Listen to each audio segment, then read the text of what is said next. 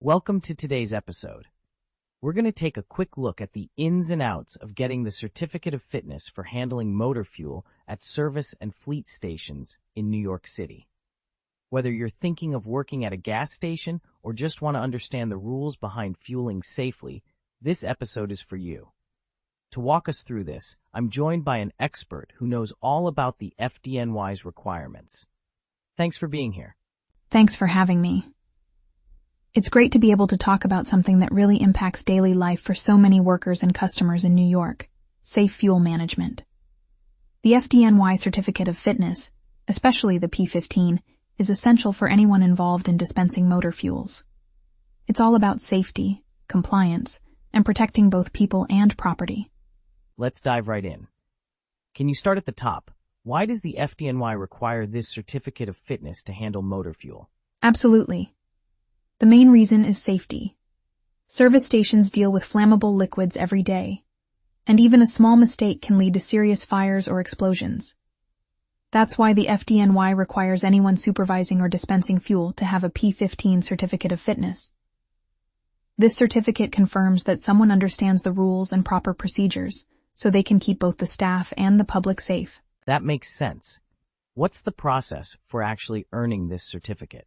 First, applicants must be at least 18 and have a reasonable understanding of English. Then they have to bring 2 forms of ID. One must be a government-issued photo ID, like a driver's license or a passport. They'll also need a letter of recommendation from their employer, or, if self-employed, a notarized letter attesting to their experience. There's a written test at FDNY headquarters in Brooklyn, with 25 multiple-choice questions, and you need to score at least 70% to pass. Is this something you have to prepare for in advance? What should applicants study? Yes. The FDNY provides a comprehensive study guide that covers everything you need to know about running or working at a gas station safely. The exam includes questions about fire safety, proper handling and storage of motor fuels, emergency procedures, and the specifics of different types of service stations. Understanding fire codes and signage requirements is essential too. The guide isn't available during the exam, so studying is crucial. Let's talk about the actual service stations. What kinds are covered by this certificate? Great question. There are 3 main types: automotive service stations, marine service stations, and stations located inside buildings. Automotive stations, which are the most common, include standard gas stations and fleet stations. Those are for fueling a company's own vehicles. Marine stations are for boats and are often found on piers or docks. When any of these stations are inside buildings, there are even stricter ventilation rules because of the added fire risk. What are the key safety procedures someone with this certificate needs to know? One of the biggest is always making sure the area where fuel is dispensed is clear and unobstructed. Storage tanks must be regularly inspected for leaks, and all dispensers are connected to emergency shutoff systems. Before fueling, proper grounding is essential to prevent static sparks. And only approved containers, never glass, can be filled with fuel, and only by the certificate holder if the container is portable. I imagine emergencies happen sometimes. What's the protocol in case of a fire or fuel spill? If there's a fire, the first step is to use the emergency shutoff switch to stop the pumps. Then, activate the fire suppression system and immediately call 911. Quick action can prevent a small accident from becoming a disaster. For fuel spills, anything over 5 gallons or that could reach water or land must be reported within 2 hours.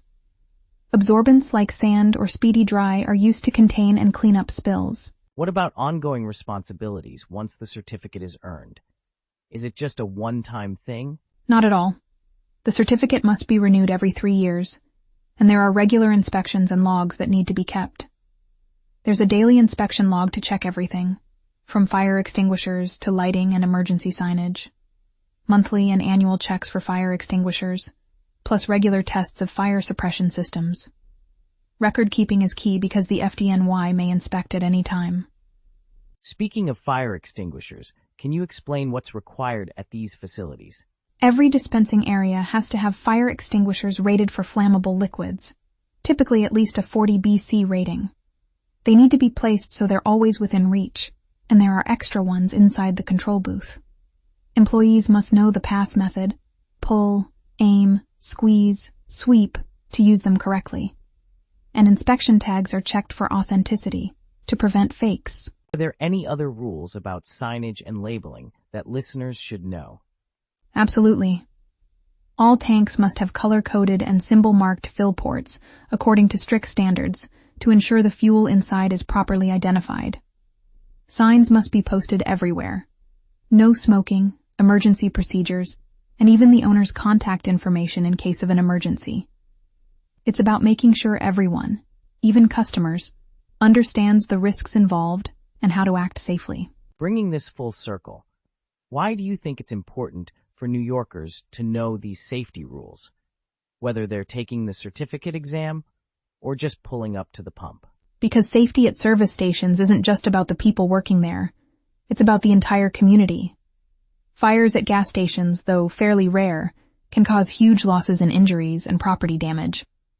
Having trained, certified attendants and clear procedures helps everyone stay protected. That's a great point to end on. Thanks so much for breaking down the FDNY Certificate of Fitness process for us. Whether you're studying for the test, supervising a gas station, or just refueling your car, safety comes first. My pleasure. Stay safe and remember, a little preparation and attention to detail goes a long way in preventing accidents. That's all for today's episode. Don't forget to share this if you found it helpful, and join us next time for more practical insights. Thanks for listening.